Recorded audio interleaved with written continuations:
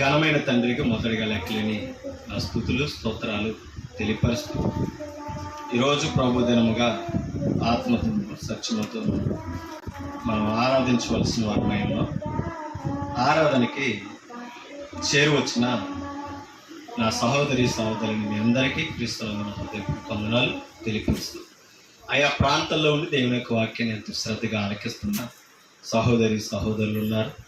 మా ముందు లేకపోయినా పరోక్షంగా దేవుని వాక్యాన్ని ఆలకిస్తూ మా కొరకు పరిచర్య క్షేమాభివృద్ధి కొరకు ప్రార్థిస్తున్న మీ అందరికీ కూడా తాటిపూర్ క్రీస్తు నుంచి హృదయపూర్వకంగా తెలియపరుస్తూ ప్రార్థన పూర్వకంగా మన వాక్య పరిచర్యలోకి సిద్ధపడతాం. ప్రార్థన మరి లైవ్ ఇవ్వబడుతుంది కనుక ఎవరు మాట్లాడకుండా చక్కగా నిశ్శబ్దంగా దేవుని యొక్క వాక్యాన్ని వింటారని ప్రేమతో మిమ్మల్ని కోరుతూ ప్రార్థన చేసుకున్న వాక్య పరిచర్యలోకి వెళ్తాం. సర్వోన్నతుడు సర్వశక్తిమంతుడు పరమందాశ్రమైన తండ్రి, మీ పరిశుద్ధ నామానికి స్తోత్రాలు స్తుతులు తెలియజేస్తాం. మీరు మమ్మల్ని ప్రేమించిన సమయంలో తండ్రి వాక్య పరిచర్లోనికి వెళుతుండగా మా చెవులను మా హృదయాలను భద్రపరచండి తండ్రి. మా చెవికి వినబుద్ధినివ్వండి తండ్రి. గ్రహించే హృదయాలను మా మనసుకు దయచేయండి. మాకు తలంపులు మరి తండ్రి మీ వాక్యం మీద పుట్టించండి. ఆసక్తి కలిగి మీ వాక్యాన్ని వినడానికి నేర్చుకోవడానికి తగిన హృదయాలు మాకు ప్రసాదించు దేవా. మీ సంకల్పం మేము తెలుసుకుని మీ చిత్తానుసారంగా మేము నడుస్తూ మిమ్మల్ని ఘనపరుచుకునే భాగ్యాలు మాకు దయచేయండి. మీకు వ్యతిరేకంగా నడిచిన నడతలు ప్రవర్తన ఆలోచన తలంపులు మీ వాక్యము ద్వారా దిద్దుకుని తండ్రి ఇక మీదటి నుంచి నైనా తండ్రి మీ వాక్యానికి లోబడుతూ విధేయులమవుతూ మరి తండ్రి మీకు మహిమ తెచ్చేవారుగా మమ్మల్ని ఉంచమని దుష్టుని ఆలోచనలకు శరీరేచ్ఛలకు లోకాశాలకు మమ్మల్ని దూరంగా ఉంచిన తండ్రి. మేము ఏ స్థితిలో ఏ పరిస్థితుల్లో ఏ స్థలాల్లో ఉన్నా తండ్రి మీ వాక్యాన్ని గౌరవించేవారుగాను మీ నామని ఘనపరిచేవారుగాను అనేకులు ఎదుటి తండ్రి సత్ప్రవర్తన విషయంలో మాదిరిగా ఉండేవారుగాను మమ్మల్ని తీర్చిదిద్దమని ఆయా ప్రాంతంలోనే లైవ్ ద్వారా కూడా మాకు ముందు కనిపించకపోయినా మరి తండ్రి ఈ వాక్యాన్ని వింటున్న ప్రతి ఒక్కరిని జ్ఞాపకం చేసుకుని ఆత్మీయతలో బలపరచండి, దైవభక్తిలో స్థిరపరచండి, మీ చిత్తానుసారంగా నడిపించమని అడుగుచు మీ వాక్యాన్ని అందిస్తున్న మమ్మల్ని కూడా బలపరిచి అసత్యము అబద్ధము మా నోటన రాకుండా మా హృదయాలని మా తలంపులని మా నోటిని నీ జ్ఞానంతో నింపి బలపరచు. యేసుక్రీస్తు పరిశుద్ధమైన నామమును బట్టి ఈ ప్రార్థన సమర్పించి వేడుకుంటున్నాం మా కన్న తండ్రి, ఆమేన్. విలువైన దేవుని సంగతులు పరిశుద్ధ గ్రంథం నుంచి మనం నేర్చుకుంటాం. దేవుడు పితరుల కాలం నుంచి చూసినట్లయితే ప్రవక్తల ద్వారా పలికిన దేవుడు, ప్రవక్తల ద్వారా మాట్లాడిన దేవుడు, ప్రవక్తల ద్వారానే తన ప్రజలకు దర్శనంతో ఆయన మాట్లాడిన విషయాన్ని మనం చూస్తాం. కాబట్టి మనం అర్థం చేసుకో ఆయన దర్శనాల గురించిన మాటలను ఈరోజు మనం నేర్చుకుంటాం. తన ప్రజలకు దర్శనమిచ్చి ఆయన మాట్లాడిన విషయాలను మనం చూస్తాం. దీనిని ఇప్పటికీ కూడా లేఖనానుసారమైన ఆలోచన లేకుండా కొంతమంది పొరపడుతున్న వారిని కూడా మనం చూస్తున్నాం. కొన్ని మాటలను మనం ఈరోజు పరిశీలన చేద్దాం. ఒకసారి హెబ్రీయులకు రాసిన పత్రికలోనికి మనం వెళ్తాం. మొదటి అధ్యాయము మొదటి వచనాన్ని చదివినట్లయితే అక్కడ ఒక మాట మనకి కనబడుతూ ఉంటుంది. హెబ్రీయులకు రాసిన పత్రిక మొదటి అధ్యాయం మొదటి వచనం. పూర్వకాలమందు నానా సమయములలో నానా విధములుగాను ప్రవక్తల ద్వారా మన పితరులతో మాట్లాడిన దేవుడు. ప్రవక్తల ద్వారా మన పితరులతో ఎలా మాట్లాడాడట? నానా సమయంలో నానా విధాలుగా మాట్లాడాడట. ఒక్కొక్క ప్రవక్త ద్వారా ఒక కాలాలను బట్టి ఒక సందర్భాన్ని ఆయన వివరించిన విషయాలను మనం చూస్తున్నాం. ఆయన ఆ కుమారుని సమస్తమునకును వారసుడిగా అర్థమవుతుంది. అంటే అలా మాట్లాడిన దేవుడు తన ఈ దినములు అంతమంది ఎవరితో మాట్లాడుతున్నాడో తన కుమారుడైన క్రీస్తు ద్వారా మాట్లాడతాడు. ఆ విషయాన్ని చదివారా? ఈ దినములు అంతమంది తన కుమారుడి ద్వారా మనతో మాట్లాడిను. మీకు అర్థమవుతుందా? ఈ దినముల అంతమందు తండ్రి అయిన దేవుడు తన కుమారుడు ద్వారా మనతో ఏం చేశాడట? మాట్లాడేను. అంటే అర్థం ఏంటంటే మనకి ఏం చెప్పాలో ఆయన ద్వారా అంతా చెప్పేశాడని అర్థం. ఓకేనా? ఇప్పుడు ఆయన మనతో ఏం మాట్లాడాలో తెలియాలంటే క్రీస్తు వచ్చి ఏం మాట్లాడాలో నేర్చుకోవాలి మనం. అవునంటారు కదా? అప్పుడు క్రీస్తు మాటలో ఆయన మనతో ఏం మాట్లాడాడో తెలుసు. ఓకేనా? కొన్ని మాటలను మనం జాగ్రత్తగా పరిశీలన చేద్దాం.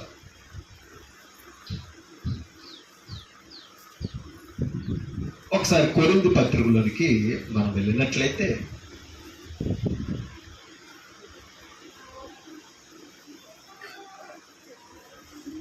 తీసారు కొన్ని మాటలు ఇక్కడ మనకి కనపడుతున్నాయి. ఒకసారి మొదలు కొరింథీయులకు రాసిన పత్రిక 12వ అధ్యాయం.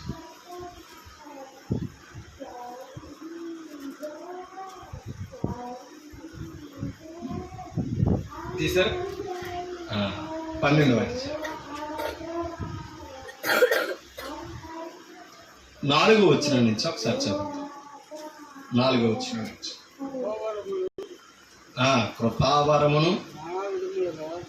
కృపావరములు నానా విధములుగా ఉన్నవి గాని ఆత్మ ఒక్కటే. అంటే కృపావరాలు వేరువేరుగా ఉన్నా ఆ వేరు కృపావరాల్లో మాట్లాడించే ఆత్మ మట్టికి ఒక్కటే. కృపావరాల్లో ఎక్కువగా ఉన్నంత మాత్రాన ఆత్మలు ఎక్కువగా లేవు. ఒకే ఆత్మ అన్ని కృపావరాల్లో అందరి చేత మాట్లాడేస్తుందని దాని అర్థం. కింద చదువు. మరియు పరిచర్యలు నానా విధములుగా ఉన్నవి గాని ప్రభువు పరిచర్యలు కూడా నానా విధాలుగా ఉన్నాయి. అంటే ఒక్కొక్కరు ఒక్కొక్క తలంతులతో ఒక్కొక్క పని చేస్తారు అన్నంత మాత్రాన అంతమంది ప్రభువులు ఉన్నారని కాదు. సంఘంలో ఉన్న సహోదరులు ఎన్ని విధాలుగా పనులు చేసినా ప్రభు మట్టికి ఒక్కడే. పనులు వేరుగా ఉండొచ్చు కానీ ప్రభు వేరుగా లేవు, అనేకులుగా లేవు. కింద చదువుతాం. నానా విధములైన చదువు అమ్మా. నానా విధముల కార్యములు కలవు గాని అందరిలోనూ అన్నిటినీ జరిగించు దేవుడు ఒక్కడే. కార్యాలు అనేకమైనవి జరగవచ్చు మన జీవితంలో. ఒక్కొక్కరి జీవితంలో ఒక్కొక్క కార్యం దేవుడు చేస్తారు. నా జీవితంలో కార్యం చేసిన ఆ దేవుడు, మీ జీవితంలో కార్యం చేసిన మరొక దేవుడు ఉండడం, అది దాని అర్థం. అయినను అందరి ప్రయోజనము కొరకు ప్రతి వానికి ఆత్మ ప్రత్యక్షత అనుగ్రహింపబడుచున్నది. మీకు అర్థమా? అందరి ప్రయోజనము కొరకు ఆత్మ ప్రత్యక్షత అనుగ్రహించబడుతున్నది. కింద చదువుతాం. ఎలయనగా ఒకనికి ఆత్మ మూలముగా బుద్ధి వాక్యమును. ఆత్మ మూలముగా ఏ వాక్యం ఉందంట? బుద్ధి వాక్యం. అంటే బుద్ధి చెప్పే వాక్యం. బుద్ధి వాక్యమును మరి ఒకనికి ఆ ఆత్మను అనుసరించిన జ్ఞానవాక్యమును.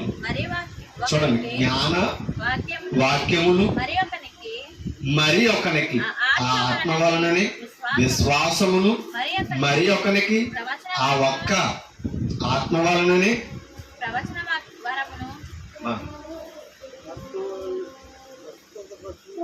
స్వస్థత పరుచు వరములను మరి ఒకనికి అద్భుత కార్యములను చేయు శక్తియు మరి ఒకనికి ప్రవచన వరమును మరి ఒకనికి ఆత్మల వివేచనయు మరి ఒకనికి నానావిధ భాషలను మరి ఒకనికి భాషల అర్థము చెప్పు శక్తియు అనుగ్రహింపబడి ఉన్నది.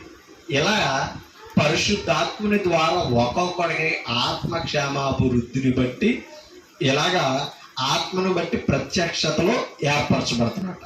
11 అయినను వీటన్నిటిని ఆ ఆత్మ ఒక్కడి తన చిత్తము చెప్పిన ప్రతి వారికి ప్రత్యేకముగా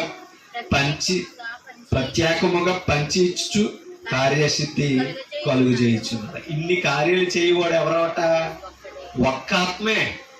మీకు ఆత్మ వినుబుద్ధి పుట్టించిన ప్రవచన వాక్యములు చదివించిన, విజ్ఞాన వాక్యం కలిగిన, అద్భుత కార్యములు చేయ శక్తినిచ్చిన, ఇవన్నీ ఒక ఆత్మ నుంచే పంచి వస్తున్నాయని అక్కడ పౌలు గారి ద్వారా పరిశుద్ధాత్మను మనకి తెలియపరుస్తాడు. ఇది మనం గ్రహించవలసిన అవసరత మనందరికీ ఉంది. ఇది పరిశుద్ధాత్మని ద్వారా మనందరిలో కలుగుతుందని ఆ మాటలు వివరిస్తాం. మరొక మాటను మనం చదువుతాం.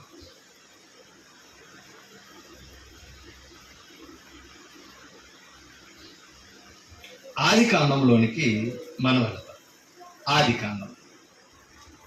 ఆది కాండము 15 వచ్చాం. కొన్ని మాటలను ఇంతకంటే ముందు అపొస్తలుల కార్యములోనికి ఒకసారి మనం వెళ్తాం. అపొస్తలుల కార్యములు 2వ అధ్యాయం. అపొస్తలుల కార్యములు 2వ అధ్యాయం తీసారు. అపొస్తలుల కార్యములు 2వ అధ్యాయంలో ఒక మాట మనకి కనబడుతుంది. 16వ వచనం 17వ వచనం ఒకసారి మనం చదువు. యోవేలు ప్రవక్త ద్వారా చెప్పబడిన సంగతి ఇదే. అంటే యోవేలు గ్రంథంలో తండ్రి అయిన దేవుడు ఏదైతే ప్రవచించాడో ఆ ప్రవచనాన్ని, ఆ సంగతిని ఇక్కడ పేతురు ద్వారా ఆదిమ సంఘ ప్రారంభంలో మాట్లాడతారు. అంచె దినములయందు నేను మనుషులందరి మీద నా ఆత్మను కుమ్మరించాను. అంచె దినములు అంటే ఏమనుకుంటున్నాం మనం? చివరి దినాలు. అంచె దినాలంటే బైబిల్కి అంచె దినాల, ఓకేనండి? అంటే కొంతమంది భావనలు ఎలా ఉన్నాయి? ఇశ్రాయేలుకి అంచె దినాల, సమస్త మనుషులకు అంచె దినాలు. అది కూడా మనం అర్థం చేసుకోవాలి. అంచె దినములయందు నేను మనుషులందరి మీద నా ఆత్మను కుమ్మరించాను. అంచె దినాలంటే ప్రభు వచ్చే గడియను గురించి కూడా అంచె దినాలు బైబిల్ మాట్లాడు. అయితే అంచె దినములలో నా ఆత్మను కుమ్మరించేదను అని ఎప్పుడు ప్రవచించాడట? యోవేలు గారు పితరుల కాలంలోనే ప్రవక్త ద్వారా ప్రవచించాడు. ఓకేనా? ఆ ప్రవక్త ద్వారా చెప్పబడినది ఏమవ్వాలి? నెరవేర్చబడలేదనుకో ఆ ప్రవక్త పలికిన మాట అబద్ధమవుతుంది. ఓకేనా? అంటే అది నెరవేరలేదంటే ప్రభు పలికిచ్చిన మాటలు కూడా ఏమవ్వాలి? అబద్ధాలే అవ్వాలి. అంటే ప్రవక్త ప్రవచించాడంటే కంపల్సరీ ఏమవ్వాలి? అది నెరవేరాలి. అంచె దినములలో మీ మీద ఏం చేస్తానని అన్నాడు? నా ఆత్మను కుమ్మరించదును అని. ఇది ఎందుకు అక్కడ ఉన్న ప్రజలకి జ్ఞాపకం చేశాడు? మీకు అర్థమవుతుందా? అక్కడ ఉన్న ప్రజలకి ఇది ఎందుకు జ్ఞాపకం చేశాడు? అపొస్తలుడైన పేతురు గారు ఆదిమ సంఘం ప్రారంభ దినం అన్నమాట, పెంతెకొస్తు పండుగ దినాన్ని ఆయన మాట్లాడుతున్నాడు. ఆ ప్రవచనం ఎత్తి మాట్లాడుతాడు. అంటే అంచె దినముల యందు అని అంటే ఇప్పుడు మనం చదువుతున్నాం కదా, ఈ వచనం మనం చదివినప్పుడు అంచె దినములో ఇప్పుడు మన కాలంలో అని అనుకుంటాం. కాదండి, అప్పటికే పేతురు మాట్లాడినప్పటికే ఇశ్రాయేలుకి ఏ దినాలు అవి? అంచె దినాలు. అంటే యోవేలు ప్రవచించిన అంచె దినాలలో ఎవరున్నారో? ఇశ్రాయేలులు ఉన్నారు. అంచె దినములలో నేను మీ మీదకి నా ఆత్మను కుమ్మరించుదానని అన్నాడు. చూసారా? ఆ కాలములో వారి మీద ఆ పరిశుద్ధాత్ముడు దిగే అంచె దినాలు ఇవే అని ప్రవచనం ఎత్తి పేతురు గారు రూఢిపరుస్తున్నారు. అర్థమైందా? అంటే నా ఆత్మను కుమ్మరించేదను అంటే ఇప్పుడు మన మీదకి పరిశుద్ధాత్ముడు దిగుతాడని, వ్రాలతాడని భావనలు ఇవాళ క్రైస్తవ సేవకుల మీద, సంఘాల మీద ఉన్నాయి. కొన్ని మాటలను ఇవి పరిశీలనగా మనం అర్థం చేసుకుంటాం. సింపుల్గా మనకు అర్థమవుతుందండి ఒక్కసారి అవి పరిశోధనతో చదివితే. ఓకే, మరలా చదువుతాం. యోవేలు ప్రవక్త ద్వారా చెప్పబడిన సంగతి ఇదే. ఏమనగా అంచె దినముల యందు నేను మనుషులందరి మీద నా ఆత్మను కుమ్మరించేదను. ఓకేనా? ఎవరిని కుమ్మరిస్తాడట? దేవుని ఆత్మను కుమ్మరించాడు. ఇప్పుడు దేవుని ఆత్మ వస్తే ఫలితాలు ఏంటి? ఎక్కడ చదువు? మనం కొరింథీ పత్రికలో చదువు. ఒక్కొక్కరికి ఒక్క వరాన్ని ఆయన పంచి ఇస్తున్నాడు. ఓకేనా? ఒకే ఆత్మ ఒక్కొక్క వరాన్ని ఒక్కొక్కరికి పంచి ఒక్కొక్క విధంగా కార్యాలు సంఘంలో చేయిస్తాడని అపోస్తలుడైన పౌలు కొరింథీలో ఉన్న పరిశుద్ధులతో చెప్పబడిన విషయాలని మనం నేర్చుకున్నాం. ఇప్పుడు చదువుతాం. మనుషులందరి మీద నా ఆత్మను కుమ్మరించేదని. కంపల్సరీ ఇది ఏమవ్వాలి? నెరవేర్చబడాలి. అంటే ఇప్పుడు నెరవేర్చబడాలంటే అందరి మీద ఎవరు దిగాలి? పరిశుద్ధాత్ముడు దిగాలి. దిగితేనే ఈ ప్రవచనం నెరవేర్చబడతారు. కింద చదువుతాం. ఎప్పుడు ఆ ఆత్మ కుమ్మరించబడినప్పుడు మీ కుమారులను మీ కుమార్తెలను ప్రవచించెదరు. మీకు అర్థమవుతుందా? మీ కుమారులను మీ కుమార్తెలను ఏమవుతారట? ఏం చేస్తారట? ప్రవచించెదరు. ఆయన పలికిన మాట. అంటే ఎప్పుడైతే పరిశుద్ధాత్ముడు దిగాడో, పరిశుద్ధాత్ముడు ఒక వ్యక్తి మీదకి దేవుడు చెప్పిన విధంగా కుమ్మరించబడ్డాడో, అప్పుడు కుమారులు గాని కుమార్తెలు గాని, అంటే ఇది ఇశ్రాయేలుతో చెప్తున్న మాటలు సుమా ఏమా. అక్కడ అపోస్తలుడైన పేతురు ఎవరితో మాట్లాడుతున్నాడో? 11 మందితో లేచి ఈ 12 ప్రాంతాల నుండి 12 జాతులు వారు ఇశ్రాయేలులు అక్కడ పెంతెకొస్తును ఆచరించడానికి వస్తే ఇశ్రాయేలీలతో యూదులతో పేతురు గారు పలుకుతున్న మాట. ఓకేనా? అర్థమైంది మీకు? అని ఇప్పుడు వారితో చెప్తున్నాడు అన్నమాట. యోవేలు ప్రవచనము నెరవేరితే గనక మీ కుమారులు మీ కుమార్తెలు ఏమి చేయాలి? ప్రవచించేది. ప్రవచించడం అంటే అర్థం ఏంటి? యోవేలుగా ప్రవచించడం కాదు. ప్రవచించడం అంటే బోధించడం అని అర్థం. మీకు అర్థమవుతుందండి?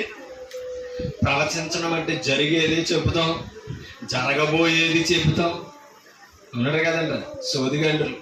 పాత నిబంధన కాలంలో ఉన్నారు, ఎప్పటికీ ప్రజలు తిరుగుతున్నవారు కూడా ఉంటారు. జరిగేది చెబుతాం, జరుగుతున్నది చెబుతాం, జరగబోయేది చెబుతామని మాట్లాడతారు. అది ప్రవచించడం. అంటే ఈ తండ్రి అయిన దేవుడు తన ప్రవక్తల ద్వారా ఇశ్రాయేలుకి జరగబోయేదాన్ని ముందుగా తెలియపరిచాడట. అది ప్రవచించడం.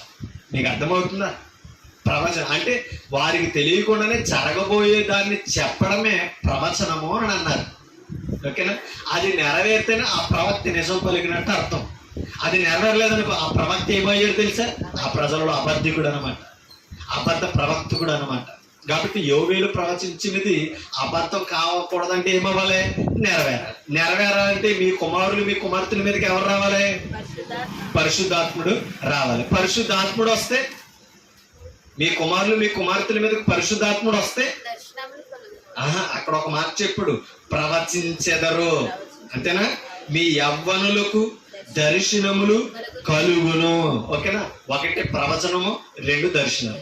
ఈ రెండింటి మీద అపోహలు ఉన్నాయి క్రైస్తవం మీద ఈరోజు. ఓకేనా? ఈ 2 దేవుడు అవకాశం ఇస్తే ఇప్పుడే అవి క్లారిటీ మనం చేసుకో. ఒకటి దర్శనములు, అక్కడ అన్నాడు చూడండి, దర్శనములు కలుగును, ప్రవచించేదరు. మీ కుమారులు మీ కుమార్తెలు ప్రవచించేదరు, దర్శనములు కలుగును. ఎప్పుడు? యోవేలు ప్రవక్త ద్వారా ప్రవచించిన ఆ ఆత్మ కుమ్మరించబడిన. ఓకేనా? ఆ ఆత్మ కుమ్మరించబడినప్పుడు మీ మీదకి ఎవరు వస్తారో? అంతే కదా? సరే, ఒక మాట మీకు చూపిస్తాం. అప్పటికే పరిశుద్ధాత్ముడు ఎవరి మీద దిగారు? 12 మంది మీద దిగారు. ఓకేనా? అది పై వచనాల్లోనూ 3 వచనంలోనూ ఉంది మనకి. ఒక్కసారి చదువుదాం. 3 వచనం, 2:3. మరియు అగ్ని జ్వాలల వంటి నాలుకలు.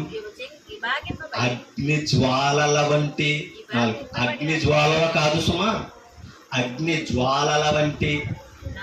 అంతే. అంటే అగ్ని జ్వాలలతో పోల్చే.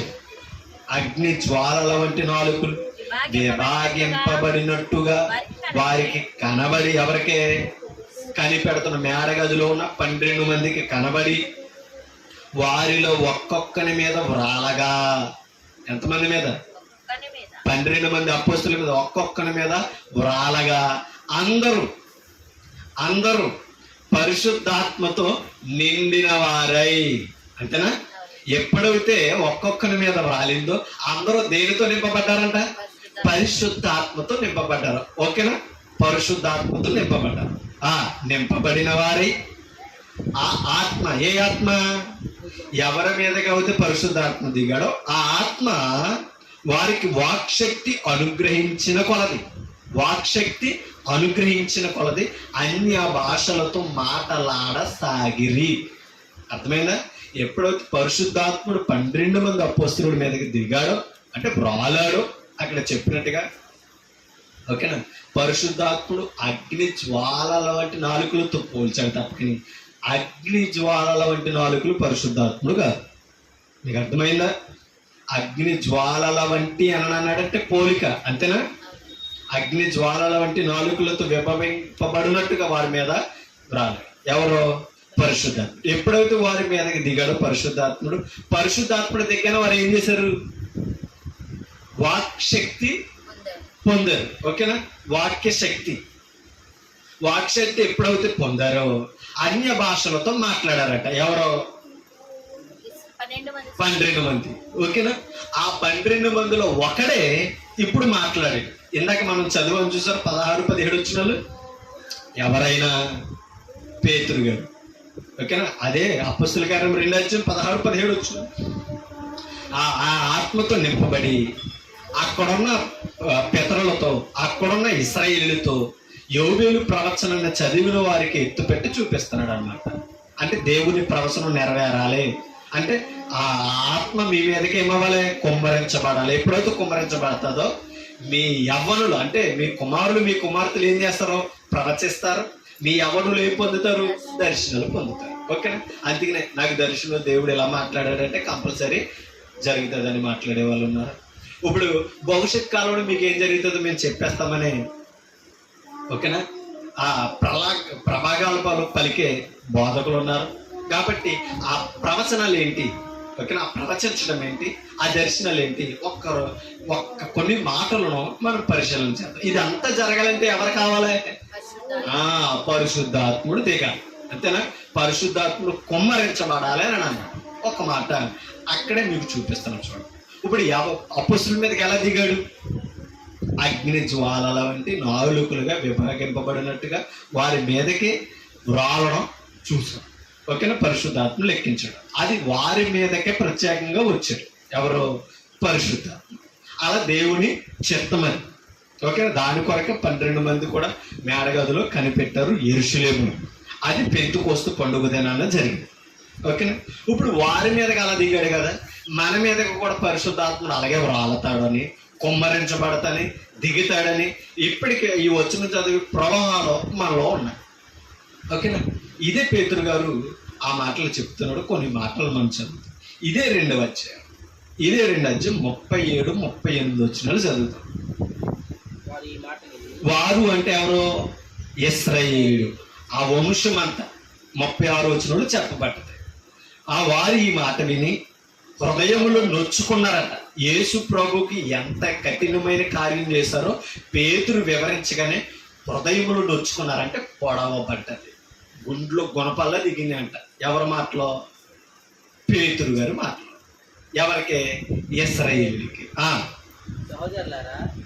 సహోదరులారా అంటే ఆ మాటలు ఎప్పుడైతే హృదయాన్ని తాకినాయో, గుచ్చుకున్నాయో, గాయమైనయో ఎమ్మని వారు అడుగుతున్నారట అపోస్తలులు. ఎందుకంటే పేతురుతో పాటు ఇంకా 11 మంది అక్కడ ఉన్నారు. అందుకని సహోదరులారా మేమేమి చేతుమని పేతురును కడమ అపోస్తలులను అడిగారట. ఎవరో? ఆ హృదయంలో పొడవబడిన ఇశ్రాయేలు.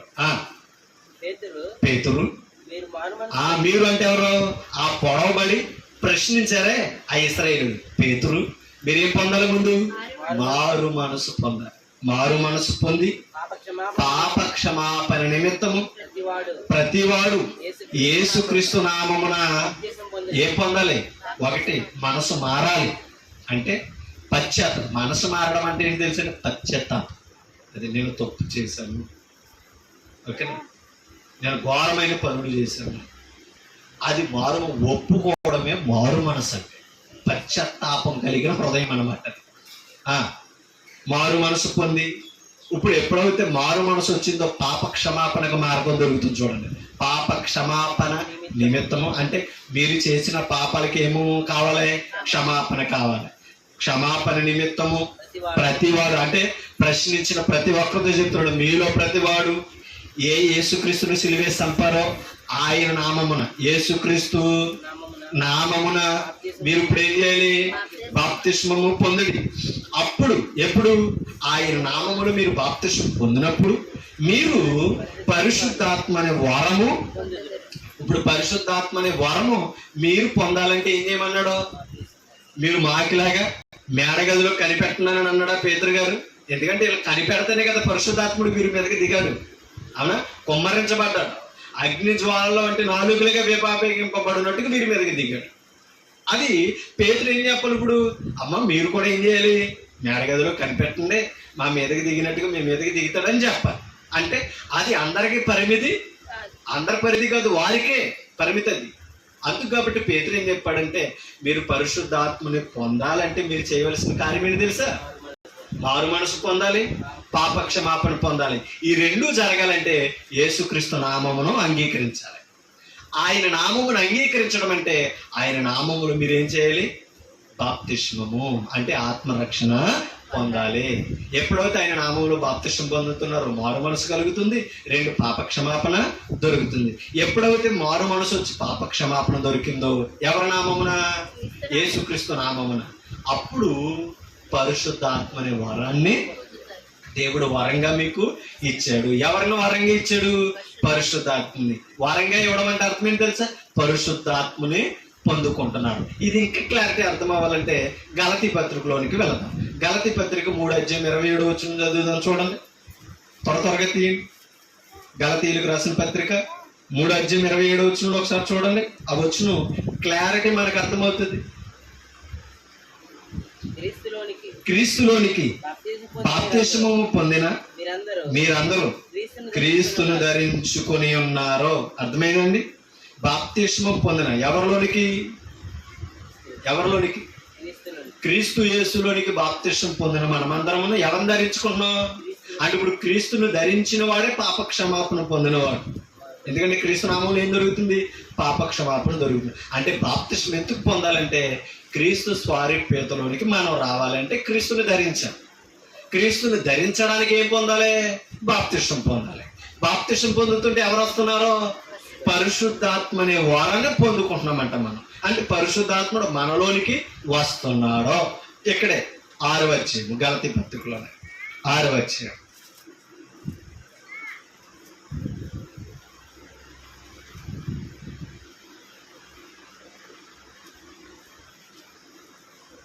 ఒక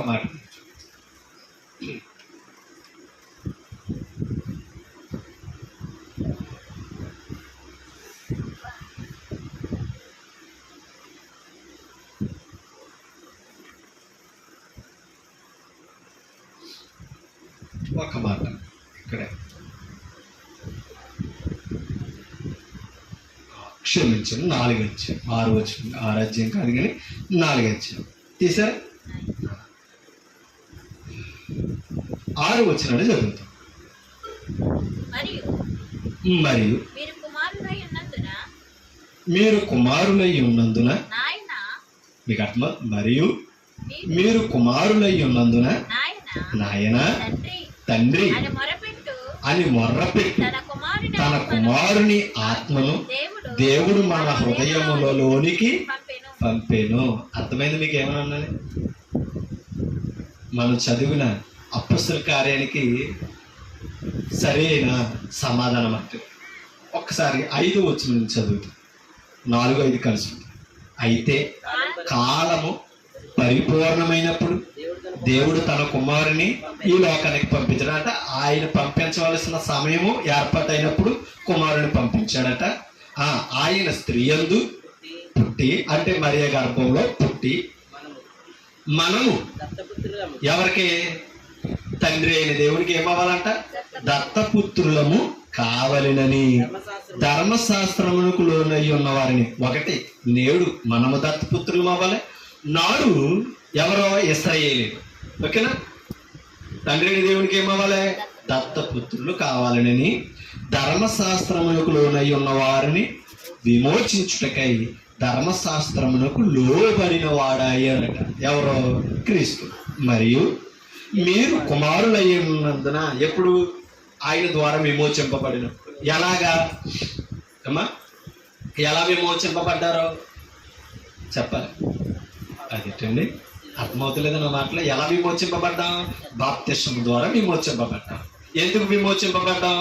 ఆయన రక్తం మనల్ని ఏం చేసింది? కడిగింది. దేని కడిగింది? మనం చేసిన పాపాలను, అపరాధాలని కడిగింది కాబట్టి మనకి ఏమొచ్చింది? పరిశుద్ధత వచ్చింది. ఎందుకు పరిశుద్ధత వచ్చిందంటే క్రీస్తును ధరించి ఉన్నాం కనుక. ఓకేనా? క్రీస్తుని ఎప్పుడైతే ధరించామో మనలోకి ఏమొచ్చింది? పరిశుద్ధాత్మ అనే వాదం. అందుకనే ఇక్కడ ఆ మాట అన్నాడు, మరియు మీరు కుమారులై ఉన్నందున ఎవరికే? తండ్రి అయిన దేవునికి. అన్యులు, యూదులు ఎవరైనా సరే క్రీస్తులోని బాప్తిసం పొందిన వారందరం ఈ దేవునికి ఏమై ఉన్నాం? కుమారులము, కుమార్తెలమై ఉన్నందున నాయన తండ్రి అని మొర్రపెట్టు, తన కుమారుని ఆత్మను దేవుడు మన హృదయంలోనికి పంపాడు. ఓకేనా? ఎవరో ఆ కుమారుని ఆత్మ అంటే పరిశుద్ధాత్ముడు. ఓకేనా? పరిశుద్ధాత్ముడు ఒక ఆయన, దేవుని ఆత్మ ఒక ఆయన, కుమారుని ఆత్మ ఒక ఆయన కాదండి. దేవుని ఆత్మన్న, కుమారుని ఆత్మన్న పరిశుద్ధాత్ముడే. ఓకేనా? మీకు అర్థమవుతుందా? అది మనకు క్లారిటీ కావాలి. ఆ కుమారుని ఆత్మను మనలోనికి పంపాడట. ఎవరైనా? పరిశుద్ధాత్మ. అందుకనే ఆ యోహాను సువార్తలో యేసు ప్రభువు వారు మాట్లాడారు. మనం ఎన్నోసార్లు చదివినయే మనకి జ్ఞాపకం వచ్చింది. ఏమనంటే, నేను వెళ్ళిపోయిన తర్వాత మీ యొద్దకు ఎవరిని పంపుతాను? ఆదరణకర్త. ఆదరణకర్తనగా ఎవరో? పరిశుద్ధాత్మ. ఇప్పుడు క్రీస్తు వెళ్ళాడు. ఇప్పుడు క్రీస్తు ద్వారా ఎవరు వచ్చారు? ఆదరణకర్త అయిన క్రీస్తు ఆత్మ, పరిశుద్ధాత్ముడు మన యొద్దకు వచ్చాడు. అంటే క్రీస్తు పంపిన ఆత్మ కాబట్టి క్రీస్తు ఆత్మ అని చెప్పబట్టి. ఓకేనా? ఆ పరిశుద్ధాత్ముడు ఎవరి నామంలో వస్తున్నాడట? క్రీస్తు నామంలో బాప్తిసం పొందితేనే వస్తాడు. క్రీస్తును ధరించుకున్న వారి దగ్గరికే వస్తాడు. ఓకేనా? ఆయన వచ్చిన వారు ఎవరిని జ్ఞాపకం చేసుకున్నారో తెలుసా? తండ్రి అయిన దేవుని. అబ్బా, తండ్రి, నాయన అని ఏం చేస్తానంట? మొర్ర పెడుతున్నాం. అప్పుడు దాకా ప్రార్థన చేయలేదు మనం. అవునంటారు కదండి.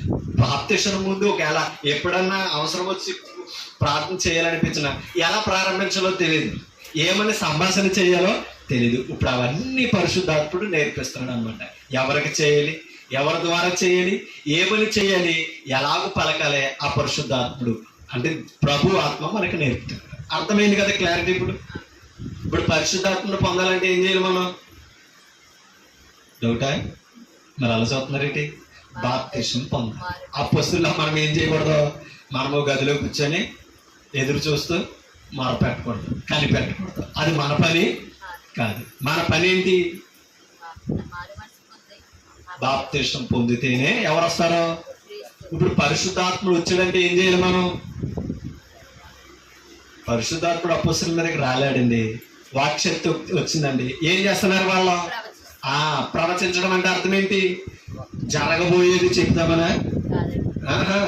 ఏదైతే ప్రవక్తలు ప్రవచించారో అది ఇప్పుడు నెరవేరింది అని నేడు పేతురు ఆనాడు చెప్తున్నాడు. యోవేలు ప్రవచనం నెరవేరింది, నా మీదకి పరిశుద్ధాత్ముడు దిగాడు కాబట్టి ప్రవచనాలు, ప్రవక్తలు ప్రవచించిన ప్రవచనాల కాలాన్ని బట్టి నెరవేర్పు చదువు వివరిస్తున్నారు వాళ్ళు. అవునే కదా? మీ కుమారులు, మీ కుమార్తెలు ప్రవచించేదరన్న అర్థం ఏంటి తెలుసా? ప్రకటన చేస్తారని, వాక్యాన్ని ప్రకటన చేస్తారని. ఒక్క మాట కొరింథీ పత్రికలోనికి వెళ్తాం. కొరింథీ పత్రిక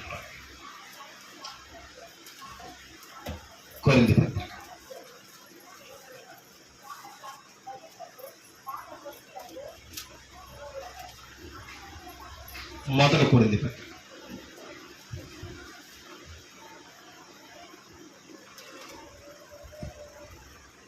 తీసారా? 14 మొదటి కొరింథీ పత్రిక మొదటి నుంచి చదువుతాం. ప్రేమ కలిగి ఉండుటకు, పౌలు సంఘంతో చెప్తాడు, ప్రేమ కలిగి ఉండుటకు ప్రయాసపడుడి, ఆత్మ సంబంధమైన వరములను ఆసక్తితో సంఘం చేయవలసిన పరిశుద్ధుల పనిదే. ఏ వరాలనంట? ఆత్మ సంబంధమైన వరములను ఆసక్తితో ఏం చేయాలట? అపేక్షించుడి. విశేషముగా మీరు ప్రవచనమును, అంటే ఆత్మ సంబంధమైన వరాలు అపేక్షించాలి. దాంట్లో విశేషమైనది ఏదంట? ప్రవచన వరం. అదేనా చెప్పాడు? ప్రవచన వరములను అపేక్షించుడి.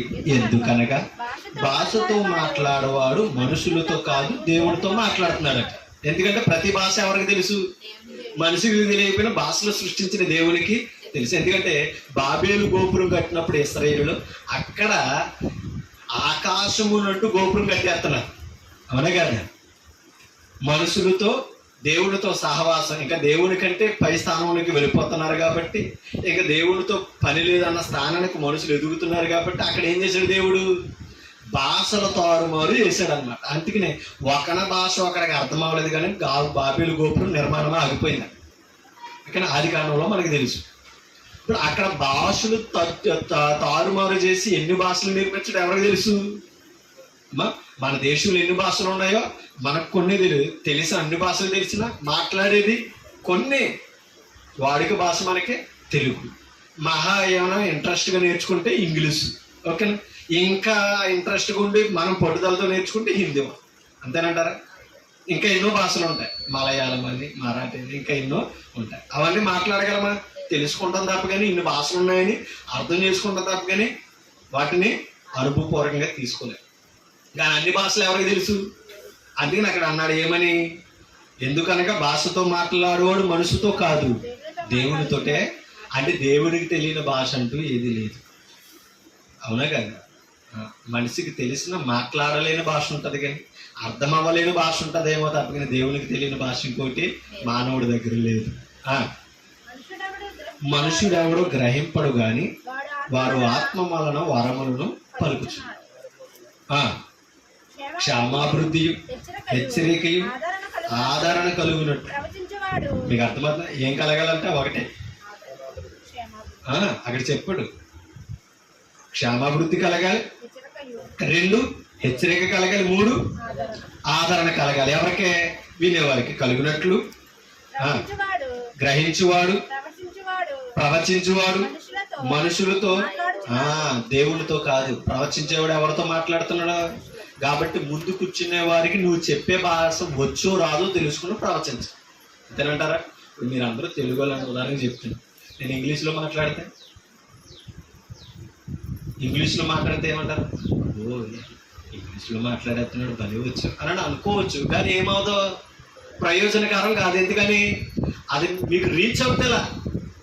నేను మాట్లాడేది గొప్ప భాషే, మీకు తెలియని భాషే, ఆశ్చర్యపరిచే భాషే. కానీ అది మీకు రానప్పుడు, అది మీకు అర్థమవునప్పుడు నేను ఎంత గట్టిగా మాట్లాడినా, ఎంత అద్భుతంగా మాట్లాడినా అది నిష్ప్రయోజనము అని అంటున్నాడు. కానీ ఎవరికి ప్రయోజనం? నువ్వేమని సంభాషణ చేస్తున్నావో, ఏమని ప్రవచిస్తున్నావో ఎవరికి తెలుసు? ఆ భాష దేవునికి తెలుసు. కానీ దేవునితో కాదంటే ముందు నీ మనుషులతో మాట్లాడుతున్నావు, సంఘంలో పరిశుద్ధులతో మాట్లాడుతున్నావు. ఆ భాష వారికి వస్తేనే మాట్లాడాలి. ఇప్పుడు ఇంగ్లీష్ వాళ్ళ దగ్గర కూర్చొని తెలుగులో మాట్లాడాలని వాళ్ళు ఏం చేస్తారు చెప్పండి? నీకు తెలుగు వచ్చి మీ ముందు కూర్చొని ఇంగ్లీష్ మాట్లాడితే ఎంత నిష్ప్రయోజనమో, ఇంగ్లీష్ వాళ్ళ దగ్గరికి వెళ్ళి తెలుగు మాట్లాడినా అది నిష్ప్రయోజనం. అసలే మా కోనసీమలో లేకపోతే మా తూర్పుగోదావరిలో మా భారతదేశంలో ఎలా మాట్లాడారో తెలుసని ఇంగ్లీష్ వాళ్ళ దగ్గర మాట్లాడతాను ఇంకో తెలుగు భాష. వాళ్ళు ఏం చేస్తారా? అలాగే చూస్తారు, ఏమీ గ్రహించరు. ఇప్పుడు ఆ సమయం అంతా ఏమవుతుంది? నిష్ఫలం అవుతుంది. అందుకని ఇక్కడ ప్రవచన వరాన్ని గురించి మాట్లాడుతున్నాం. ఆత్మ సంబంధమైన వరములను అపేక్షించండి, కానీ వాటిలో విశేషమైనది ఏదో తెలుసా? ప్రవచన వరం. అందుకే ఇక్కడ అన్నాడు ఏమని? ప్రవచన వరము మనుషుడితో మాట్లాడుచున్నాడు, భాషతో మాట్లాడేవాడు తనకే క్షేమాభివృద్ధి. అంటే అర్థమేంటి? మాట్లాడేవాడికి నాకు క్షేమాభివృద్ధి. ఎందుకని? నేను ఇంకా ట్రైనింగ్ పొందుతున్నాను. అవునంటారు కదంటారు, భాషలతో మాట్లాడి. కానీ ప్రవచించేవాడు సంఘమునకు క్షేమాభివృద్ధి కలుగజేయను. కాబట్టి క్షేమాభివృద్ధి సంఘానికి కలగాలంటే సంఘానికి తెలియని భాష నువ్వు మాట్లాడకూడదు. అరకాల శరకాల పరకాల మాట్లాడనుకో, ఆడు కూర్చున్న వాడికి ఏమీ అర్థం కావు. కానీ వాళ్ళు ఏమంటారంటే మా అయ్యగారు ఎన్ని భాషలు మాట్లాడతాడు తెలుసా? దేవదోతల భాషలతో మాట్లాడతాడు. ఆ భాష ఏంటి? అర్థం ఏంటని అంటే ఏమమ్మా ఆయనకి దేవుడికి తెలియదు అన్నావు అనుకో, అది నిష్ప్రయోజనం. నువ్వు ఎన్ని భాషలు మాట్లాడినా అది నీకు తెలియదు. అందుకనే అపొస్తలుల కార్యంలో పేతురు గారు అందరి భాషలోనూ మాట్లాడాడు. అవునా కాదు? మాట్లాడాడా లేదా? అందరికి అర్థమైందా లేదా? అందుకని అందరూ మేము ఏం చేయాలని హృదయం నుండి వచ్చుకొని అడిగారా లేదా? పేతురు ఏం మాట్లాడాడో మాకు తెలియదు, నీకేం తెలుసా అని పక్క వాళ్ళని అడగలా. అందరికి సూటిగా పరిశుద్ధాత్ముడు ఆ భాషలను అందించాడు కాబట్టి అందరూ స్పందించారు. ఏం చేయాలి అడిగారు, ఏం చేయాలో చెప్పారు, చేయవలసిన కార్యం చేశారు, పొందవలసిన పరిశుద్ధాత్మను పొందారు. అపోస్తలులతో కలిసి ఏం చేస్తున్నారు?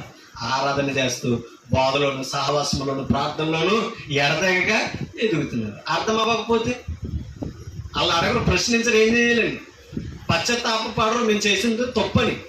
కాబట్టి ఈరోజు భాషలతో మాట్లాడడం ముఖ్యం కాదు, ఆ భాష ముందున్న వారికి అర్థమవుతుందో లేదో ఎరిగి మాట్లాడాలి. లేకపోతే ఆ భాష నిష్ప్రయోజనం.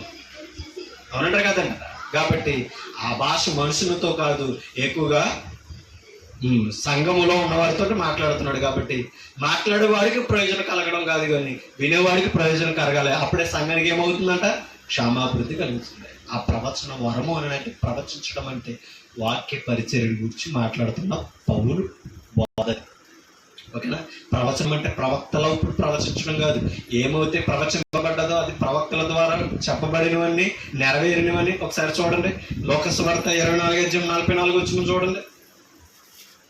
లోకసువార్త 24:44 ముగింపు వైపు నేను వెళ్తున్నాను. 24:44 త్వరగా. అంతటా ఆయన అంటే శిష్యులతో మాట్లాడుతున్నాడు. అంతటా ఆయన మోషే ధర్మశాస్త్రములోను, ప్రవక్తల గ్రంథములోను, కీర్తనలోను నన్ను గురించి, అంటే ఎవరి గురించి మాట్లాడేది? ఎవరు? యేసుక్రీస్తు వారు. ఎవరితో మాట్లాడుతున్నాడు? అపొస్తలులతో మాట్లాడుతున్నాడు. ప్రవక్తలను చూపిస్తున్నాడో, కీర్తనలు ఎత్తు మాట్లాడుతున్నాడో, మోషే గ్రంథాన్ని చూపిస్తున్నాడో. వీరందరూ కూడా ఎవరి గురించి చెప్పారట? నన్ను గూర్చి వ్రాయబడినవన్నీ. ఎవరిని గురించి? క్రీస్తుని గురించి ప్రవక్తలు ప్రవచించారు, మోషే గ్రంథంలో రాశాడు, కీర్తనలోనే ఉంది దావీదు గారు, ఇంకా ప్రవక్తల ద్వారా పలికిన మాటలే. అవన్నీ నెరవేరవలనని నేను మీ వద్ద నుండినప్పుడు మీతో చెప్పిన మాటలు. అంటే ఆయన సిలువ ఎక్కక ముందు నెరవేరాలని చెప్పాడంట. సిలువ జయించిన తర్వాత నెరవేరినవి అని చెప్తుంది. తిరిగి లేచి వారికి ప్రత్యక్షమే నెరవేరినవి. ఏవి నెరవేరినవి? మోషే ధర్మశాస్త్రంలో రాయబడినది నెరవేర్చాడు, కీర్తన గ్రంథంలో ఉన్నది నెరవేర్చాను, ప్రవక్తలు ప్రవచించిన ప్రవచనలు కూడా నెరవేర్చని యేసు ప్రభు 12 మందితో చెప్తాడు. అది ఇంకా నెరవేర్చవలసినవి ఏవి లేవు. నెరవేర్చడానికి వచ్చాడు, నెరవేర్చాడు. ఏం ప్రవచించారో తెలుసుకోవాలి. ప్రవచించినవి ఏమి నెరవేరినాయో మనం ఇవాళ క్రొత్త నిబంధన ద్వారా నేర్చుకో. పాత నిబంధనలు ఏం ప్రవచించారో క్రీస్తుని గురించి ఇవాళ మనం తెలుసుకోవాలి. క్రొత్త నిబంధనలు క్రీస్తు వచ్చి ఏమి నెరవేర్చాడో మనం తెలుసుకోవాలి. అలా తెలుసుకున్నప్పుడే మన సంఘంలో క్షేమాభివృద్ధిలోనికి వెళ్తాం, మన ఆత్మకు ప్రయోజనకరమం ఉంటుంది. అర్థమైంది ఇప్పుడు? అవన్నీ నెరవేర్చడు యేసు ప్రభు. ఏమి నెరవేర్చడో తెలియాలంటే ఈరోజు వాక్య పరిచర్య, వాక్య ప్రవచనంలోనికి మనం వెళ్ళాలి. ఆ ప్రవచనంలో ఉంటేనే మనకు అర్థమవుతుంది. మీకు అర్థమవుతుందా? ఆ ప్రవచనాలే క్రొత్త నిబంధన. అర్థమైందా? ప్రవచించారు, ఆ ప్రవచనాలను నెరవేరినవన్నీ ప్రకటించారు. ఇప్పుడు మీ కుమారులు, మీ కుమార్తెలు ప్రవచించేదారంటే అర్థం ఏంటి? ప్రవక్తల్లా ప్రవచించడం కాదు, ప్రవక్తలు నెరవేర్చినవేవో చెప్పాలి, క్రీస్తే నెరవేర్చడో చెప్పాలి, ఆ ప్రవచనం ఏంటో చెప్పాలి. ఓకేనా? ఒక మాట మీకు ప్రకటన గ్రంథంలో చూపిస్తాను. ప్రకటన గ్రంథం 1వ అధ్యాయం.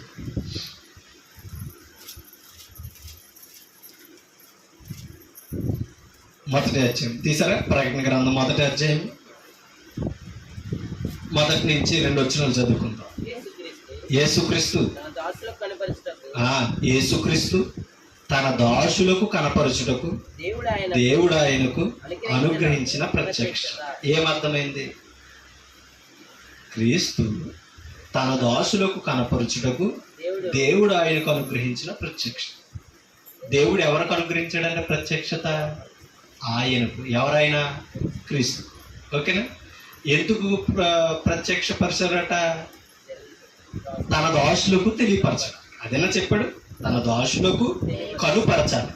ఇప్పుడు తన దాసులకు కనపరచాలంటే ఈ ప్రత్యక్షత ఎవరికి ఇచ్చాడట? తండ్రి అయిన దేవుడు కుమారుడైన క్రీస్తు. యేసుక్రీస్తు తన దాసులకు కనపరచుటకు దేవుడు ఆయనకు అనుగ్రహించిన ప్రత్యక్షత. ఈ సంగతులు త్వరలో సంభవింపనై ఉన్నవి. ఆయన తన దూత ద్వారా వర్తమానము పంపి తన దాసుడైన యోహానుకు వాటిని సూచించెను. అంటే తండ్రి అయిన దేవుడు యేసుక్రీస్తు ద్వారా ఏమి ప్రత్యక్షత ఇచ్చాడో తన దాసులకు ఏం తెలియపరిచాడు. ఇప్పుడు దూత ద్వారా ఎవరికి నేర్పుతున్నాడట? యోహానికి. ఎవరు ప్రత్యక్షత పరిచినవి? తండ్రి అయిన దేవుడు. ఎవరికి? కుమారుడైన క్రీస్తు. అవే ఈరోజు దూత యోహానికి కనుపరుస్తున్నాడు. పద్మశ్రీ కింద చదువుతాడు. అతడు ఎవరో, అతడంటే దేవుని దోషుడు. ఎవరైనా దూత, దూత.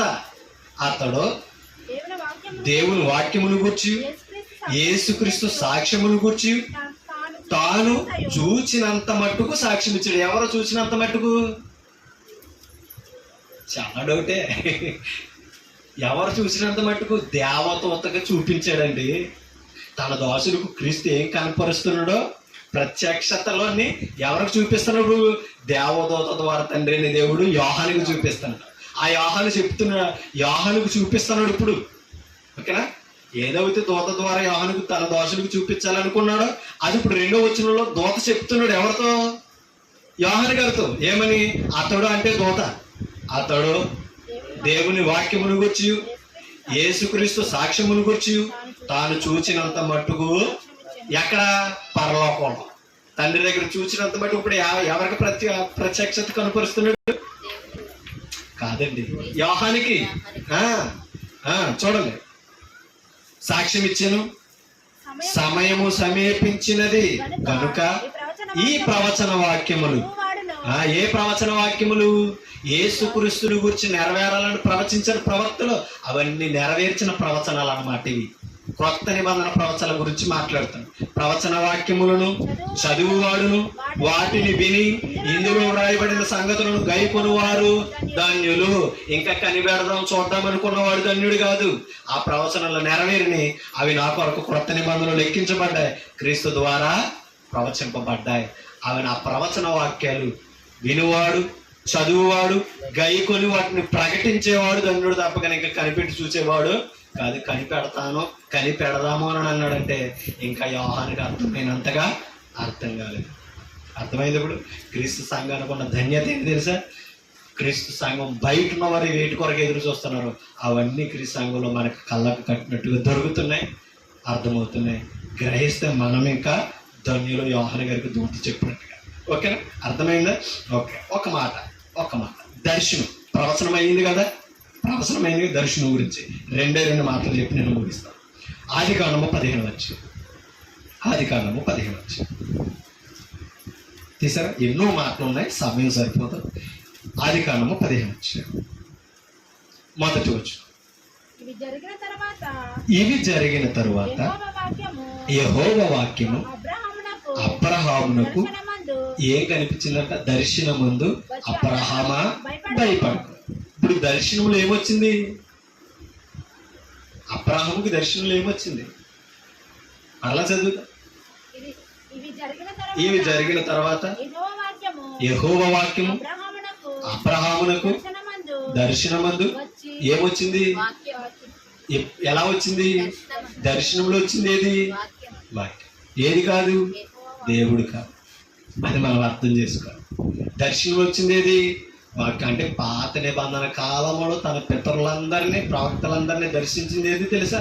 వాక్యం. క్రొత్త నిబంధన వాక్యానికి క్లారిటీ ఇచ్చింది యేసుక్రీస్తు వాక్యమై ఉన్నది. అంటే పాత నిబంధనల కాలంలో ఆత్మ మూలముగా వాక్య రూపంలో తన ప్రవక్తలకు దర్శనంలో అగుపడిన క్రీస్తు అన్నమాట. మీకు అర్థమవుతున్నది? తండ్రి దేవుడు కాదు. దర్శనం అందు ఏమొచ్చింది? అబ్రహాముకి వాక్యం వచ్చింది. చూడండి, కీర్తనల గ్రంథం 11:7 కీర్తన త్వరగా 11:7 కీర్తన.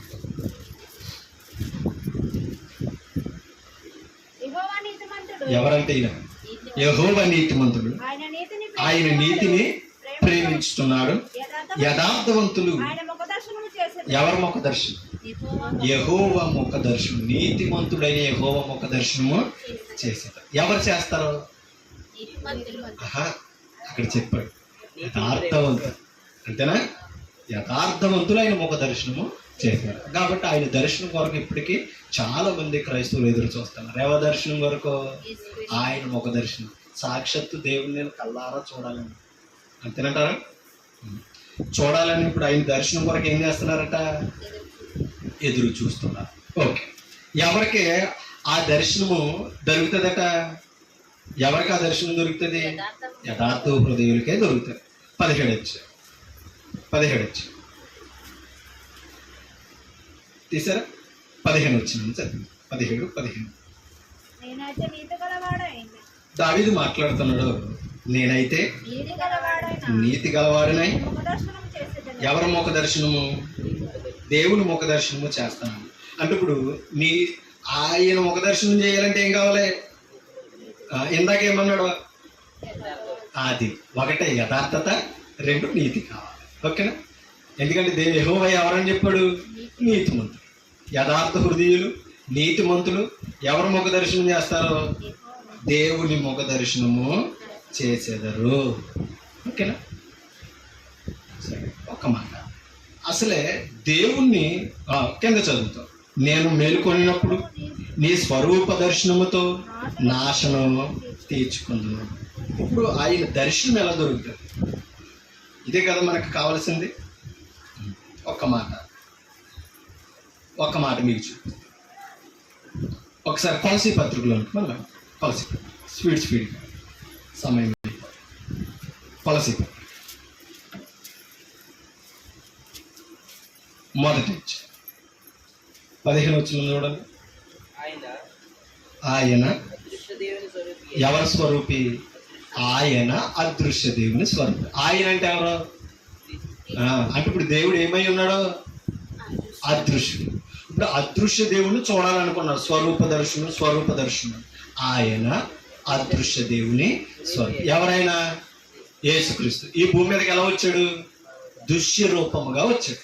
అదృశ్యుడైన దేవుడు దృశ్యుడిగా వచ్చాడు. ఇప్పుడు క్రీస్తు ఎవరి స్వరూపేట? శరీరంలో వచ్చిన ఏ స్వరూపమైన అదృశ్య దేవుని స్వరూపి అన్నాడంటే, ఇప్పుడు అదృశ్య దేవుని స్వరూపి క్రీస్తు అయితే క్రీస్తు ఏమవ్వాలి? మరి అదృశ్యుడే అవ్వాలి, అంతే కదా. ఆయన అదృశ్య దేవుని స్వరూపి. ఇప్పుడు క్రీస్తు ఎవరి స్వరూపం చెప్పండి? ఒక మాట అర్థం చేసుకుంటే దేవుని స్వరూపం ఎవరో? క్రీస్తు. ఇంకా తేడా ఏమి? దేవుడు ఎవరై ఉన్నాడని చెప్తున్నాడు? కాదండి, అదృశ్యుడు. అవునా కాదు? దేవుడు అదృశ్యుడు కాబట్టి ఇప్పుడు దేవుని స్వరూపం ఎవరో? మరి క్రీస్తు ఏమవ్వాలి? అంతే, అవునా కాదు? ఇప్పుడు అదృశ్య దేవుని స్వరూపం దర్శనం మనకి ఎలా లభిస్తుంది? అదే కదా. ఒకసారి ఇప్పుడు అంటే 2 కొరింథీ పత్రిక 4:4 త్వరగా 2 కొరింథీ 4:4. ఇప్పుడు అదే మాట ఇక్కడ కనబడుతుంది. దేవుని ఇందాకేమన్నాడు? అదృశ్య దేవుని స్వరూపి. ఇక్కడ దేవుని స్వరూపి అన్నాడంటే ఎవరి స్వరూపి? అదృశ్య దేవుని స్వరూపి. దేవుని స్వరూపి అయి ఉన్న క్రీస్తు మహిమను కనుపరుచు సువార్త ప్రకాశం. ఇప్పుడు దేవుని మహిమ, ఆయన స్వరూపం ఎవరిలో ఉంది? అదృశ్య దేవుని స్వరూపి ఎవరో? క్రీస్తు.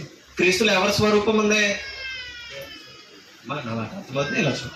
క్రీస్తులో ఎవరి స్వరూపం ఉంది? దేవుని స్వరూపం ఉంది. దేవుడు ఎవరో? అదృశ్యుడు. ఇప్పుడు అదృశ్య దేవుని దర్శనం మనకి ఎలా కలగాలి? అదృశ్య దేవుని స్వరూపం దర్శనం ఎలా కలగాలి? ఇక్కడ చెప్తున్నాడు చూడండి. క్రీస్తు మహిమను కనుపరుచు సువార్త ప్రకాశం. ఇప్పుడు క్రీస్తు మహిమ ఎక్కడుంది? సువార్తలో ఉంది. ఓకేనా? ఇప్పుడు క్రీస్తు మహిమను కనపరుస్తున్నాడు అంటే క్రీస్తులో ఎవరి మహిమ ఉంది? తండ్రి మహిమ ఉంది. అంటే ఇప్పుడు దేవుని స్వరూప దర్శనం ఎలా కలుగుతుంది చెప్పండి? వాక్యము ద్వారా కలుగుతుంది. అందుకని ఈ లోకానికి వచ్చి దర్శించాడండి ఎవరు? యేసుక్రీస్తు. ఎలా దర్శించాడు? వాక్యముగా. అవునా కాదు? అది ఎందు వాక్యం ఉండెను, వాక్యము దేవుని యొద్ద ఉండెను, వాక్యము దేవుడై ఉండును. అంటే క్రీస్తు ఎవరు? దేవుడు. ఏమై ఉన్న దేవుడు? వాక్యమై ఉన్న దేవుడు దర్శించాడు. ఇప్పుడు దేవుని స్వరూప దర్శనం ఎలా కలుగుతుంది మనకి? ఏమన్నా అర్థమైందమ్మా?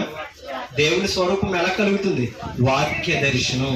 అంటే తన పిల్లలు దర్శనములు చూతారంటే దేంటి చూడడం? దర్శనాలు చూడడం అంటే కళలో దేవుడు కనబడడం కాదు. ఎలా దర్శిస్తారని చెప్పాడు? అది ఇప్పుడు దేవుని ఆ స్వరూప దర్శనం దొరకాలంటే ఏముండాలని చెప్పాడు?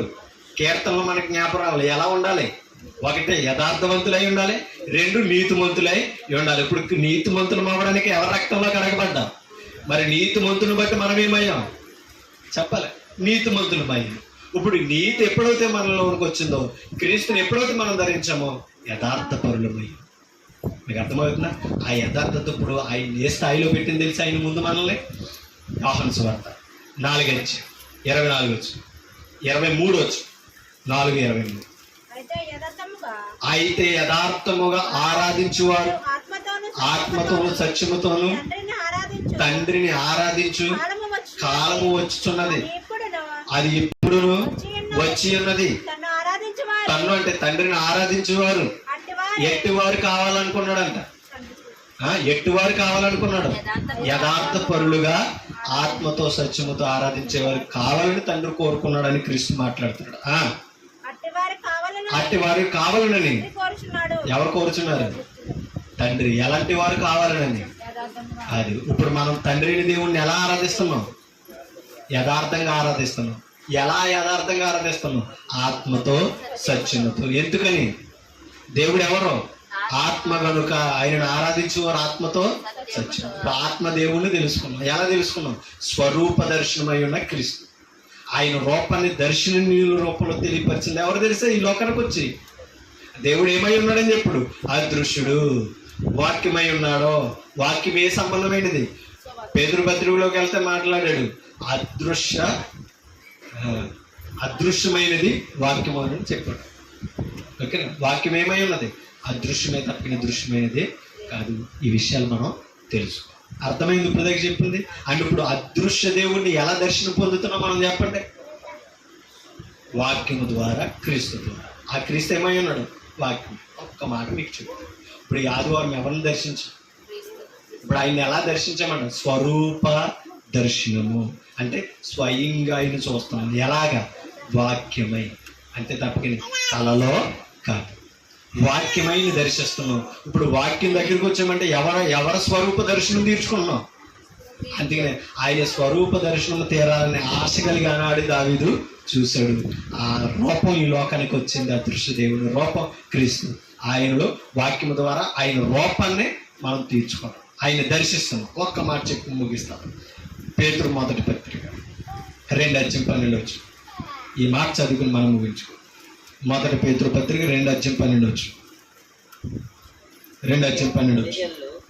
అన్యజనులు మిమ్మల్ని ఏ విషయంలో దుర్మార్గులను దూషింతురో ఆ విషయంలో వారు మీ సత్క్రియలను చూచి వాటిని బట్టి దర్శన దినమున దేవుని మహిమపరచునట్లు వారి మధ్యను మంచి ప్రవర్తన గలవారై ఉండవాలని మిమ్మల్ని బ్రతిమాలుకొనుచున్నాను. ఏమర్థమైంది మనకి?